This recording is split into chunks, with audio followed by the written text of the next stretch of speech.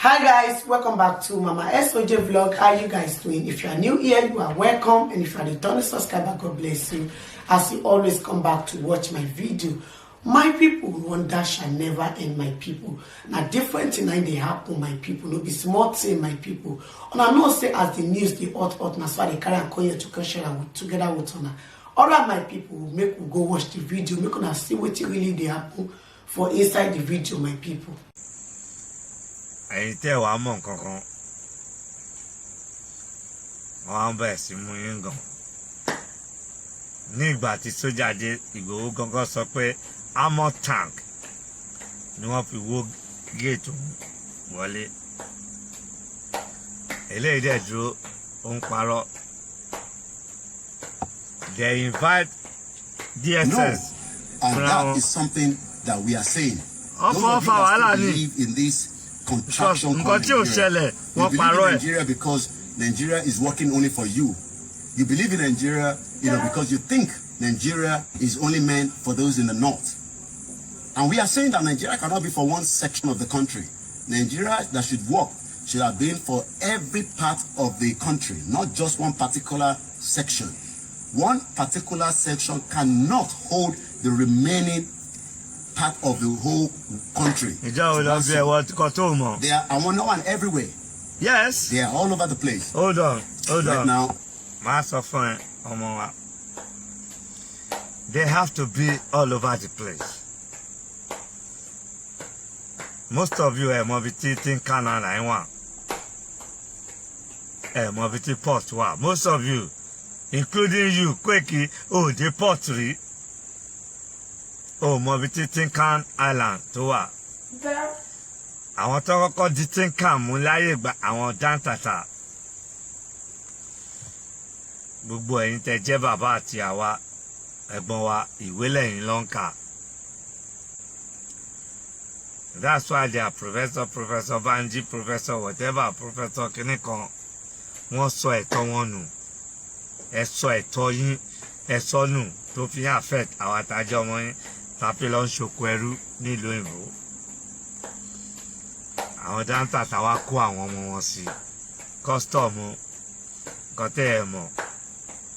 History tẹ́ ẹ mọ̀ ẹ máa sọ. Nǹkan Haúsá ló ní port. Àwọn ló wà ní the custom. Ẹ̀yin àwọn bàbá wa àwọn ẹ̀gbọ́n wa. Ẹ̀yin ló ń kàwé ńlò Ìbò Amẹ́ríkà Spain. Ẹ di professor ẹ di gbogbo ẹ̀ tán. Gbogbo ìwé tẹ́ kà ó wá useless fún yín lẹ́nu. Àwọn tó wà níbẹ̀ tí wọ́n ṣiṣẹ́ yẹn lọ tójú yín wá ṣẹ̀ṣẹ̀ ńlá. Ṣé bó ṣe yẹ kẹ́ gbógun tì wọ́n nìyẹn? Ṣé bó ṣe yẹ kẹ́ gbógun tì wọ́n nìyẹn? Sùúrù tó láwọn lọ wà níbẹ̀ ẹ̀ẹ́dẹ̀ lè gbágbára yẹn lọ́wọ́ wọn. N tó lè mú ìtẹ̀lé fi gbágbára àwa ò ní sọ lórí ẹ̀. Àdẹ̀ ní sọ̀rọ̀ jù. Torí Kweki kò gbọ́ dáadáa àti Ìgbòho part 2. Haúsá ti wà ń bẹ̀, Fúlàní ti wà ń bẹ̀ tipẹ́tipẹ́. Àwọn lọ ní port, àwọn lọ ní custom, àwọn lọ ní immigration, àwọn lọ wà níbẹ̀. Ibo làwọn bàbá wa, àwọn ẹ̀gbọ́n yín, àwọn ìyá yín, ibo ni wọ́n wà. Ìwọ tó ń sọ Kweki, London kọ́ ni màmá ẹ̀ wà ní. London ni iye màmá ẹ̀ wà náà. Wọ́n yẹ sọ kó lọ join sójà, kó lọ join custom. Ẹ wá ń jà ẹ̀ ń parọ́ ọ̀la lẹ̀ wá ń pa. Irọ́ tó pa ni mò ń fi hàn yín o pé Ìgbòho àti bọ̀bọ̀ ẹ̀ àwọn ló fa problem Ìgbòho. Àwọn irọ́ tí wọ́n pa ni mò ń ṣó. Ṣé nígbà tí wọ́n wọlé Ìgbòho èyí tó jẹ́ Lady K obìnrin tó broadcast live inú òkùnkùn kan ló jókòó sí. A dẹ̀ ń gbọ́ bí ìbọn ṣe ń dún. A dẹ̀ ń gbọ́ bí wọ́n ṣe wọ inú ilé yẹn. But irú eléyìí kí ló dé tí ẹ̀yin Yorùbá tí ẹ̀ kì í sòótọ́ ọ̀rọ̀ tí ẹ̀ ń gbé sí ẹ̀yìn irọ́. Ẹ máa gbọ́ lọ ó ń broadcast live. Ká ní ọbí òun dá níjọ́ tó ń wọlé Ìgbòho a broadcast live ìbò á ti fọ́ orí ẹ̀ dànù. The signal has dropped a little bit again on all the other platforms. Ẹ gbọ́ ń dúró ó ń broadcast gbogbo ibi tó ń dúró sí ẹ wọ́n fìbọn fọ́ gbogbo mọ́tò tó wà bẹ́ẹ̀ nínú. Wọ́n bà gbogbo wọ́n vandalize everything. Kéèyàn máa pa irọ́ tó tó yìí, you cause problem for yourself. watching myself. ẹ láwọn olè tẹ́jọ́ kóra yín jọ. Omni Koiki. ṣe ń gbọ́. If you have just joined us, lójà fẹ́ wọlé ojú olóhùn broadcast. Wants to invade us. ṣe ń gbọ́rọ̀. The federal government. and which is live. Invade us. àwọn yẹn wá reinforce wa ẹ wá ń pariwo. So the federal government wants to invade us. So the situation tí o dẹ̀ is still ṣẹlẹ̀. ongoing as I speak to you right now. how can you sit down form that big you lie. understand Facebook might start mo fẹ́ yẹn kẹ́ mọ ní o. shot that you are hearing. Enter name o. Maybe Facebook is controlling that sound. So you are hearing the sound of a gun, not a toy. àtẹ gbọ́ The kankan. federal government, unleashing so many of their weapons that they've used our money. Owó ilẹ̀ Yorùbá ni wọ́n fi ra gbogbo tí wọ́n fi ń ṣe tàtàtàtà tẹ́ ń gbọ́ níta yẹn. They want to ṣé Yorùbá nìkan ló wà Nàìjíríà ni àwọn sọkúsọ tẹ fi kó bára yín nìyẹn ṣé Yorùbá nìkan ló wà Nàìjíríà àwọn mẹ́ta ló ń tukọ̀ Nàìjíríà ńgbà tó lè máa gbéjọba lẹ̀ for the first time Haúsá ló gbé fún Sikh no sorry ṣé lórúkọ bàbá tó jẹ prime minister àwọn Sikh gangan ló dá gbogbo Sikh Igbo àwọn ló dá gbogbo ẹ̀rú wọn gbéjọba fún Sikh wọn dẹ̀ gbé fún Yorùbá Haúsá ni wọ́n gbé fún nítorí ẹrù bẹ clever ara irọ́ bẹ ṣe pípẹ́ clever yẹn òun ni àwọn ọmọ irọ́ wà nù blood ẹ nǹkan tó fa problem fún Ìgbòho lẹ́ni nìyẹn àti ìwọ ò ṣe dúró ìwọ ò ṣe wá kó wá broadcast níjọ́ tí wọ́n wọlé Ìgbòho mo analyse fún yín ni o nítorí mo mọ̀ pé aláìlóye ló pọ̀ jù ní àníwọ́ Poppy mo like wàá mọ̀ pé ọmọ tó kọ́ lílé ní ẹ Poppy what mi ka comment ẹ oníwàásù pé ó ń kọrin tiẹ̀ ní yes fine ìwọ kọ́ ló máa sàn yẹn fún mi èmi mọ̀ pé Wasiu is a Fuji musician top musician in Nigeria one word ni mo sọ ẹ máa listen wọ́n ní yára gbọ́rọ̀ yára fèsì ó sọ ọkọ tó bá do pop the Poppy word bọ́n máa ṣàlàyé fún ẹ tí mo mean pé kò yẹ kí Wasiu Àyìndé tó ti di Máyégún Marshal gbogbo ilẹ̀ Yorùbá lẹ́nu kò yẹ kó bá wọn sọ pé Ìgbòho ọkọ Fúlàní one word mi ní kí Wasiu máa kọrin nígbà tó ń sọ pé the Poppy risky àbí kìíní kan tó àwọn kan sọ pé Wasiu ó ṣe lọkọrin mo short mouth on off ni pé olórin ni Wasiu and Wasiu is a clever man most of you don't know Wasiu you don't know Máyégún himself Kwamwan himself the Marshal doctor of Fuji music mọ̀ you people are just talking orí ẹ̀ pé gan ó dẹ̀ ní first side bí ṣe sọ fún yín no Wasiu no Fuji tí ò bá sí Wasiu Fuji tó ń lọ lẹ́nìí Wasiu ló jẹ́ kí Fuji kó hó nobody else after creator himself Alhaji Barrister àgbà Àwàdélọ́lá whatever bàbá yẹn dẹ̀ ní foresight ó mọ̀ pé Wasiu ológo èèyàn ni so ìbá bá Wasiu ìjà lẹ́yìn tí bá sọ̀rọ̀ sí Wasiu mo ń sọ̀rọ̀ sí Wasiu pé bàbá àgbàlagbà ni pé look we your friends we don't want you in that kind of bullshit torí àwọn ọmọ tí wọ́n lẹ́kọ̀ọ́ bí wọ́n ṣe máa sọ̀rọ̀ wọ́n máa ń fẹ́ pa ògo ni wọ́n máa sọ̀rọ̀ nítorí wọn kọ́ wọ́n lé wọn lẹ́kọ̀ọ́ so why tí Wasiu táwa ń respect why tó ṣe máa lọ bring ara ẹ̀ low sí the situation yẹn ṣé ó yẹ kí Wasiu one word ni mo sọ Poppy kò yẹ kí Wasiu pé Ìgbòho ní ọkọ Fúlàní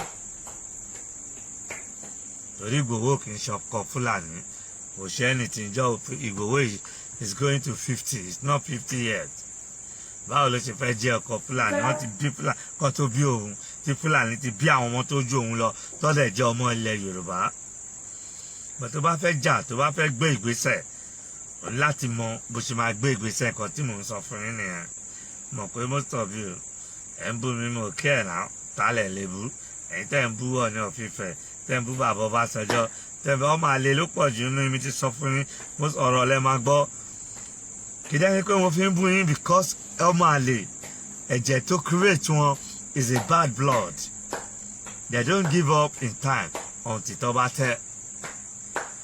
We need to let ẹ̀yin kid ẹ̀yin ọmọ atẹ́ ń bọ̀ mọ story ẹ máa mọ story don't support anybody and including me don't support me don't side me. nǹkan tí bá sọ ẹ listen sí kẹ̀dẹ̀ ṣiṣẹ́ lórí ẹ̀ nǹkan tí mò ń fi hàn yín nìyẹn. ní ìgbà tí ẹ wo broadcast tí Koiki ṣe tí DSS ò dé attack ilé wọn ó dẹ̀ broadcast live lẹ́yìn sọ fún mi tí DSS gbogbo ẹ̀yin tẹ̀ ń sọ pé wọn lọ ka mọ́lé lóru òpònú ní ẹ̀ lọ́gbọ́n ni báwo lẹ ti fẹ́ lọ́gbọ́n àtẹ̀yìn tó kàwé nu ní because òpònú ní ìgbà téèyàn jáde ìgbà tẹ́ ṣiṣẹ́ ń jẹ ológbò ẹ̀rí sọ sí elégbò á jẹ ṣiṣẹ́ ẹgbẹ́ bó ṣe ń sọ gọ́vnà Ṣèyí Mákindé nítorí pé wọn ò lójú wọn ò fojú kọ́ wọn láti kékeré nínú ilé wọn Ìgbòho rude gọ́nà ẹ̀kọ́ rògbò ní respect ni tí Ìgbòho bá lajú sílẹ̀ tí ò ní ojú tí gọ́vnà Ṣèyí Mákindé tẹ̀ ní kó gbóhùn sókè fún kíni mo dẹ̀ bọ́ síta mo sọ fún Ìgbòho pé máa yí láìkẹ́ náà dòró ní táwa ti gbọ́ bọ̀ ó níbi ṣe lè sọ ṣé gọ́vnà Ṣèyí Mákindé ṣó gbógun ti Ìgbòho ni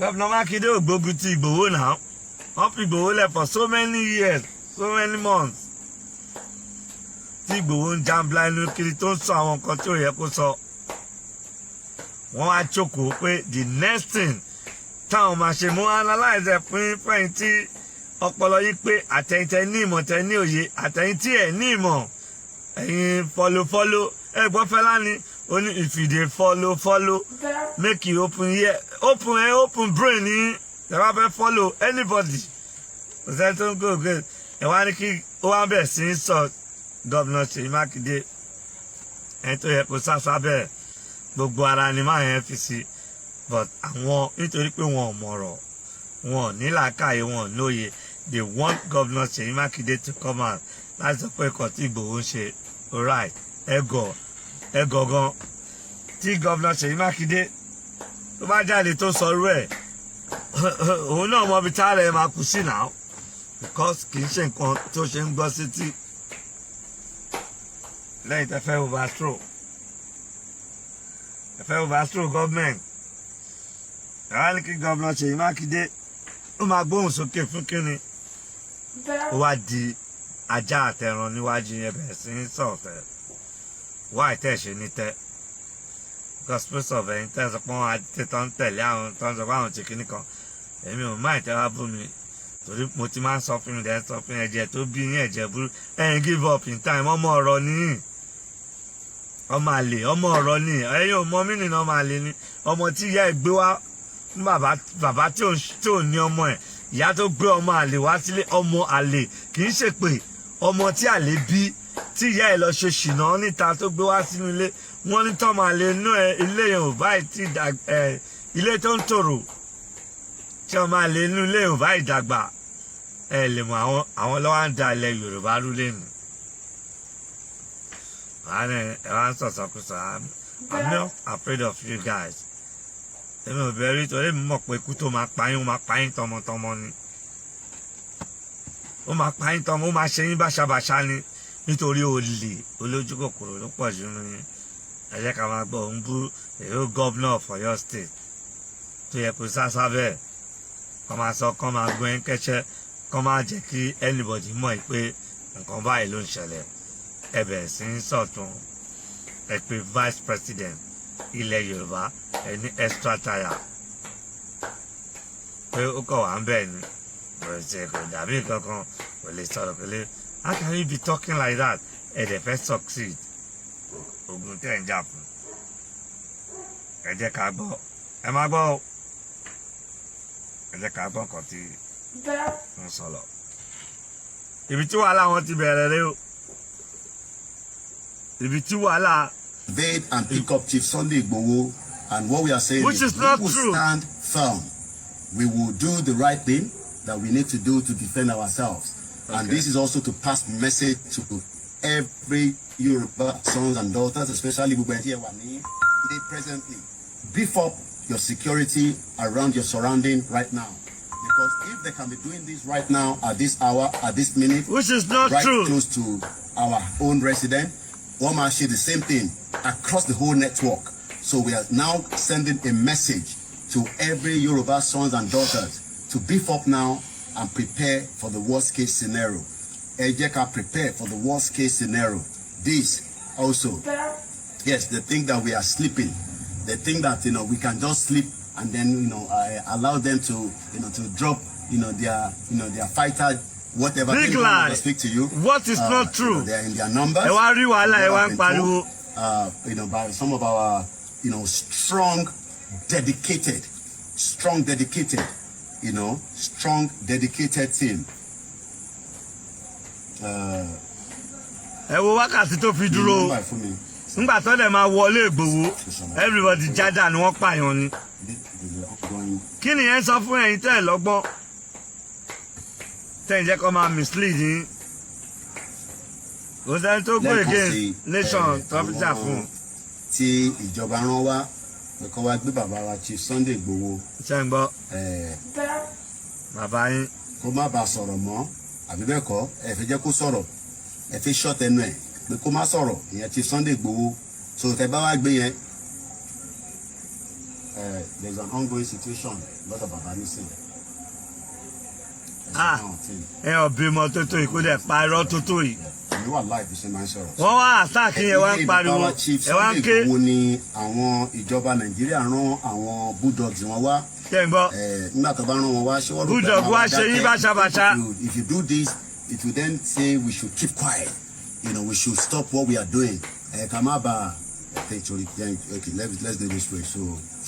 Ẹ wo on broadcast ni o sójà dẹ̀ fẹ́ wọlé ó dẹ̀ lè broadcast ẹni bá ṣe ń mú position ṣé ń rí wà tí wọ́n lè jọ ń fa wàhálà lórí irọ́.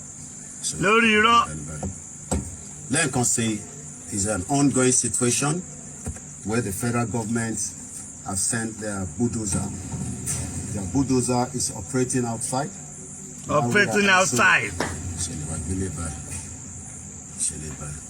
Mo fẹ́ kẹ́ gbádùn ẹ̀ kẹ́ rí òótọ́ ọ̀rọ̀ ni o gbogbo ẹ̀yin tẹ́ ń sọ̀sọ̀kúsọ. Ẹ má bínú ẹ̀yin tẹ́ ń wùwà láti orí Ọláyọmí, you must see that there is a lot of light coming from behind the scene. Gbogbo eléyẹn dark ni Lady K àbí Lady K ó paná ó jókòó sínú òkùnkùn eléyà wá dúró wọn ti ní fìbọn fọ́ orí ẹ̀ dànù. Bí ṣe bá ń sọ̀rọ̀ lọ́wọ́lọ́wọ́ federal government of Nigeria have sent their bulldozer. So mo sọ fún gbogbo ọmọ Yorùbá tó wà ní Ondo, Kwara, Èkó, beef up your security because if they can be operating right close to Chief Sunday Igboho, they want to do the same thing across the remaining part of the Yoruba land as well. So we are using this opportunity to send message to all our hard-working warriors that are all over the place that the situation is an ongoing one. It's still an ongoing one as I speak to you right now. The time now, just for record purpose, is exactly 2:53 a.m.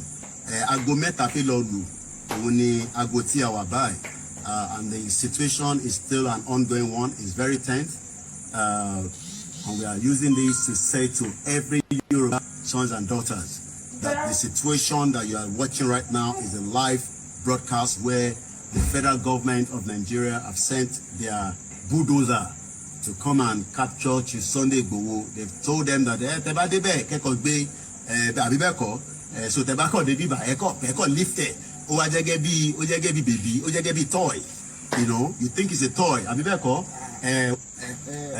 àwa oni ke ma wa àwọn tó gbọ́ Yorùbá bá mi bá túmọ̀ ẹ rò pé teba ko de biba ó dàbí toy, ó dàbí baby keko ma wọlé ẹ wá ko gbe bẹ́ẹ̀. It doesn't work like that. We have said that the country is not working. The North, the Hausa people, holding. Ṣé gbọ́ fúnra ara yín mo fẹ́ kẹ́ gbọ́ dáadáa ni o. gbogbo ẹ̀yin aláìmọ̀ kan wọ́n kàn fi pọ́n ní nǹkan tí ò dẹ̀ ṣẹlẹ̀. Federal government ò lọ up to today federal government ò ti sọ pé kí wọ́n gbé Ìgbòho wá sí Nàìjíríà. Federal government ò sọ̀nà kọ́sìkan tó ń bá wọn ojú nǹkan tí ó ṣẹlẹ̀ lọ táwọn eléyìí sọ. Mo farabalẹ̀ gbọ́ ọ̀tún òsì bọ̀ mo wá rí i pé most of Yorùbás wọn ò ní fọ́sà ẹ̀hún ní ọgbọ́n àti òye 40% ní Yorùbá ló ní ọgbọ́n àti òye àti focus. Gbàtẹ́lẹ̀ bá lè dúró tó pa irọ́ yẹn màá play ìgbà tí wọ́n wọlé Sunday Igboho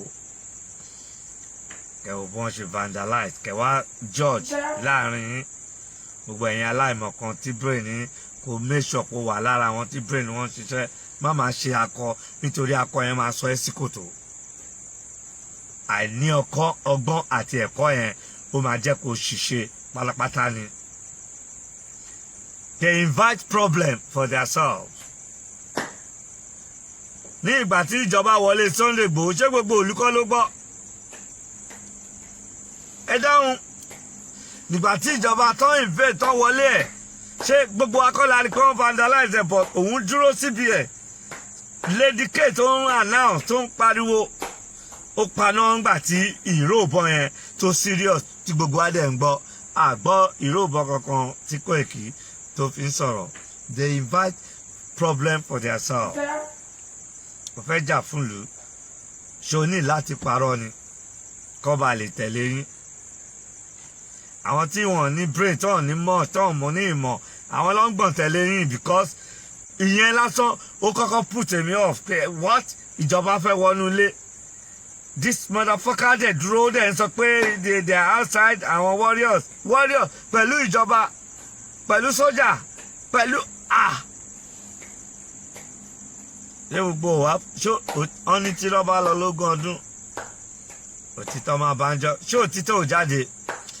Ọba Ògbóni ó ní láàrin ìgbà tí wọ́n mú òun sí ọjọ́ kejì ó ní tó ṣẹlẹ̀ kò ṣe mú dẹ̀ respect máa yẹn ó fi làákàyè àtọgbọ́n ó fi sọ̀rọ̀ ìyẹn ọba Ògbóni ìṣẹ̀ṣe ilẹ̀ Yorùbá àbí whatever làákàyè ni ó fi sọ̀rọ̀.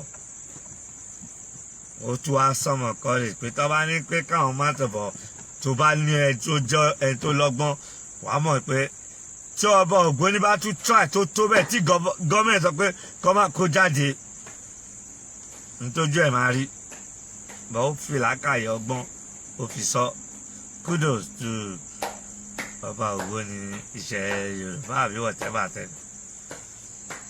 Ìyẹn ni mò ń prove ní part 2 Igboho's problem. Àwọn ọlọ́fọwọ́ ara wọn fà ṣe ti rí òótọ́ ọ̀rọ̀ bẹ́ẹ̀ gọ́ọ̀mẹ̀ntì ò tí ì wọlé yín ẹ̀rẹ̀ jáde ẹ̀ ń broadcast live tí ẹ̀mí gbogbo ẹ̀mí wò pé Igboho ò ṣe kankan náà máa yóò sọ̀rọ̀ látijọ́ ẹ̀ kí ni gọ́ọ̀mẹ̀ntì lọ ṣe wá ìtọ́ṣe lọ́wọ́ àtà Igboho èmi ò dẹ́ ń sọ̀rọ̀ àwọn ejò lọ́wọ́ nú mo listen mo wò that time tí boy ń sọ̀rọ̀ I'm online with him pé ìbọn dààmú tún tẹ́tí mi gbọ́rọ̀ ìbọn náà ṣáàlẹ̀ mọ bí ìjọba wọ́n ṣe operate àmọ́ wọ́n ṣe operate wọ́n fẹ́ wọ́ bìkan Igboho said it pẹ̀lú ẹnu ẹ̀ wípé amọ̀ tank ẹni tí ò ṣẹ̀wọ̀n òun ò jalè ìwò ṣẹ nígbà tẹ́yìn ń parọ́ wọ́n federal government pé wọ́n wà níta wọ́n fẹ́ wọlé Ìgbòho wá jáde pé ńgbà tó máa wọlé ẹ̀ amọ̀ tank kọ́kọ́ fọ́ gate. Lady K wá ń sọ fún wa pé kẹ́ wo ẹ̀rú bá ó paná ṣé wọn kó ni ẹ wá wò ìyà tí wọ́n fi jẹ gbogbo wọn.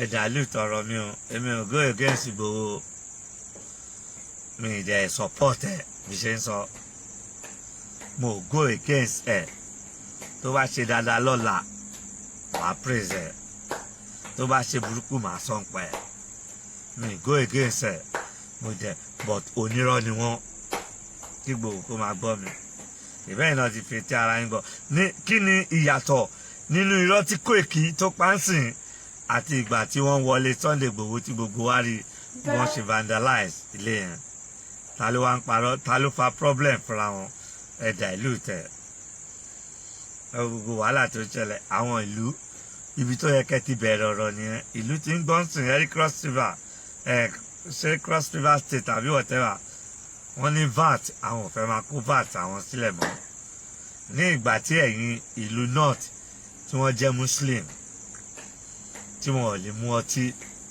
nílùú wọn tí wọ́n bá ráwọn tó ń ta ọtí wọ́n á lọ vandalize shop wọn á bàjẹ́ ẹ̀dẹ̀ ń gba owó VAT yẹn tó bá kó owó ẹ̀jọ Èkó àti àwọn ìlú kan ṣé 36 state kọ́ ní gbogbo state tó wà nílẹ̀ Yorùbá 20 state ilẹ̀ Haúsá ni owó tí gbogbo àwọn ìlú yòókù tó ń ta ọtí tẹ̀yìn náà ẹ̀fẹ́ yẹn tí wọ́n gbogbo àwọn ìgbésẹ̀ tó yẹ kẹ́ kọ́kọ́ gbé nìyẹn ẹ bẹ̀rẹ̀ láti ibi pẹlẹbẹ láti mọ̀ ọ̀lẹ́jẹ ẹ lọ ń lọ sí high rise story láti fẹjà ẹ máa jábọ́ ni àṣẹ ìjábọ́ ni I'm not going against anybody and I'm not supporting anybody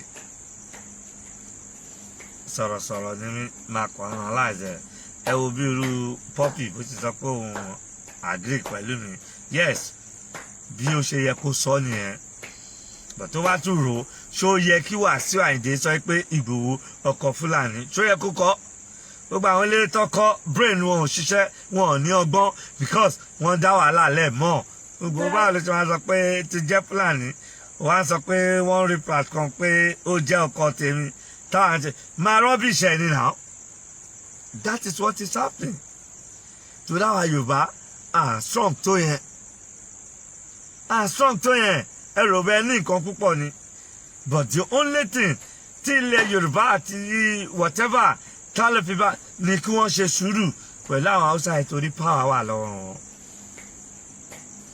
nígbà tó máa ń dọ̀bà ní 1960 Haúsá Sàdánà àbíkí lórúkọ prime minister tó hand over fún ṣé Yorùbá ló gbé fún ni àbí sick ló dá gbogbo ẹ̀rú bàbá ọba Awólọ́wọ̀ ń to gbogbo ẹ̀bọ̀ free education ìwé lọ first television Ìbàdàn kọ́ ló ti jáde ni bàbá yẹn bẹ̀rẹ̀ sí ń to everything dáadáa sick mú gbogbo ẹ̀ ó dàrú àwọn Haúsá wọ́n wọlé sí àwọn Yíbò wọ́n pa àwọn Haúsá wọ́n á pa àwọn Yíbò wọ́n fẹ́ máa pa Yorùbá Haúsá wọ́n fẹ́ máa pa Yorùbá ṣé kìí ṣe sùúrù la máa fi bá wọn jà ní ìgbà tó ti ń wọlé tó ti ń pa wọn ní gbọ̀ngàn ní Ìbàràpá ní gbogbo ẹ̀ ó yẹ kí Ìgbòho kó ti kó owó lọ fún àwọn ọlọ́dẹ gbogbo àwọn kọ́ lọ empower àwọn ń kó owó yẹn wọ́n ṣe bí ọ̀gá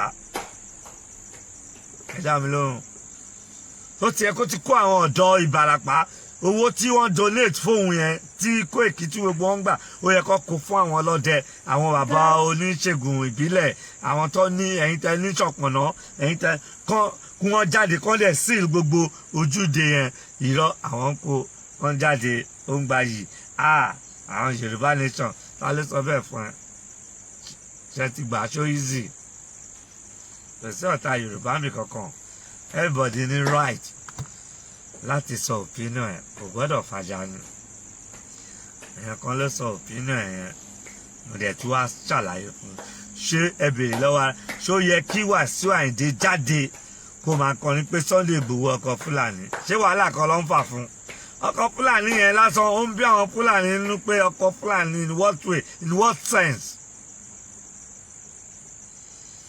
DSS wá jáde tọ́jú kò jẹ́ pé òun sọ fáwọn pé tàbá wá 1000 tí 100 bá padà àwọn lu egbe that means pé agbára ẹ̀ wà níbì kan àwọn DSS wá tún kó babaláwo jáde níbi tóun ti ń ṣoògùn ibi tí oògùn òun ti pín wọn kọ́kọ́ pa gbogbo agbára ẹ̀ ìjọba ní wọ́n pa agbára Ìgbòho wọ́n kó àwọn bàbá oníṣègùn bíi 4 tí wọ́n lè ń dami sílẹ̀ tí wọ́n ń pe ọ̀fọ̀ ìjọba dẹ̀ ń wọlé lọ dẹ̀ ń yìnbọn lọ Ìgbòho tó náà ń lóògùn tó ní gbogbo ẹ̀ ó jump kò disappear ó jọ sájáde ní ẹsẹ̀ rí tó ti pa èèyàn méjì níbẹ̀ àwọn tó surrender ara wọn kó wọn. According to DSS wọn láwọn lọ kọ́kọ́ shoot àwọn èmi ń ṣàlàyé fún yín ni o ó bá àwọn ẹ̀kọ́ kọ̀ọ̀kan kúkọ tí bá ti go through comment ẹ̀ tó ti sọ rubbish máa block ẹ̀ tòró lọ́gbọ́n ọmọ àlè ló máa jẹ́ ìyá ẹ̀ gbé ẹ wá sílé bàbá ẹ̀ ni you can't confuse us gbogbo kan tí mo show yín yìí sìn báwo ló ṣe rí lójú yín nígbà tí wọ́n wọlé Ìgbòho sìn ṣé gbogbo wa ò rí ìgbà tí Koiki jáde tó ń broadcast live that you come and rescue us if you Sunday Ìgbòho kìíní kan kí ló ṣẹlẹ̀ ẹ̀jẹ̀ àtú gbọ́kàn tó sọ ń bí yìí o ẹ̀ máa rẹ́rìn okay what's wrong with this guy why is he talking like this why ń sọ̀rọ̀ báyìí irọ́ ńláńlá ẹ̀gbọ́n.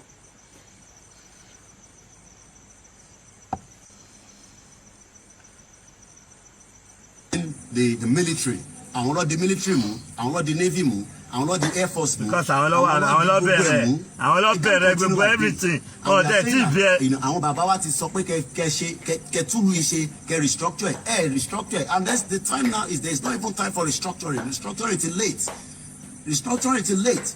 What we are saying now is we want a self-determination and then tó wá ń sọ pé òun fẹ́ self-determination pẹ̀lú àwọn yẹn ìyẹn lẹ wá fi pé tó bá dàárọ̀ ní aago mẹ́ta fi lọ lu ní on the 26th ọjọ́ Monday ẹ̀kọ́ wa fi wá invade wa and we know because we have been aware of all these that at one point or the other they will think that they can suppress us by bringing in their heavy load weapons and machineries and all that to come and detain irọ́ lẹ pa sẹ́ẹ̀.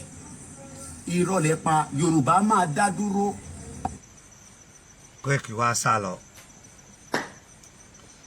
bẹ́ẹ̀ ni ẹ ti tó ló ṣe ń sọ̀rọ̀ ó kàn ń kó àwọn ọmọ tí wọ́n níṣẹ́ àwọn ọmọ ilẹ̀ Yorùbá tó jẹ́ pé cafes ìjọba láti lè tọ́jú àwọn ọmọ wọn yẹn gbogbo àwọn ọmọ tẹ̀ ń kó kì í tọ́ bá ní iṣẹ́ they will not follow you guys ẹ̀yin tẹ̀dẹ̀ ń gbọ́ mi ẹ̀yin tẹ̀ ń pera yín lẹ́rù kú tọ́wọ́ ìjọba bá bẹ̀rẹ̀ báwo lè ṣe ìwọ náà jókòó kòrò báwo lè kọ́ ṣe máa rán ẹ dé iṣẹ́ torítorí pé kó lọ pààyàn kan go and kill this go and rubbish them ìjọba ẹwọ́ yín jọ́sọ́ wọn máa mú yín tí máa ń wọ̀ ẹ wá ká kó báyìí wọ́n máa useless yín wọ́n ní ìjọ kan ní ìjọ gbogbo nítorí ní ìjọ kan nítorí lé àbí ìjọ kan ní gbogbo tó lè ìjọ kan lọ́ máa mú ẹ ó lè ti máa já lọ kó ti máa pààyàn kó ti máa ṣe everything ẹ rí bí àwọn ìjọba ṣe ń ṣe àwọn bandits nísìn because ó ti ń get out of hand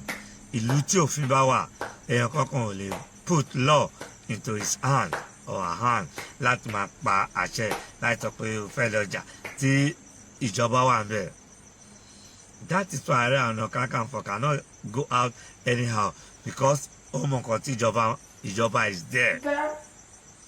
ìwọ wá ń dúró ń sọ níwájú public pé ìwọ ló fẹ́ máa fi ọlọ́pàá dẹ́rùbà ìgbà tí ọlọ́pàá dé Ìgbòho kí ló ṣe ó sá ni ó jump nínú àwọn òòjọ́ fẹ́ ó disappear tó bá disappear wá fi ògùn búra fún gbogbo ìlú Ìgbòho ò disappear náà ibi tí ẹ ti rí tí wọ́n ti pa èèyàn méjì nìyẹn cause òun rí wọn ó ní I open my window I see their DSS ó rí pé àwọn kan ìyá òun ló dé ó dẹ̀ ní wọn gbọ́dọ̀ wá lóru wọ́n á wá lóru wọ́n tún wá kó àwọn Ṣàngó Ọkọya dání ẹ̀yin kan ò wá lóye ẹ̀ ní ọgbọ́n ọ̀sẹ̀ àbára wa jà á láti máa ṣàlàyé fún wọn tí ò bá ní ọgbọ́n wọ́n ní a fool at 40 is a fool forever a fool at 40 is a fool forever ẹni tó bá gbé ìgbésẹ̀ tó dáa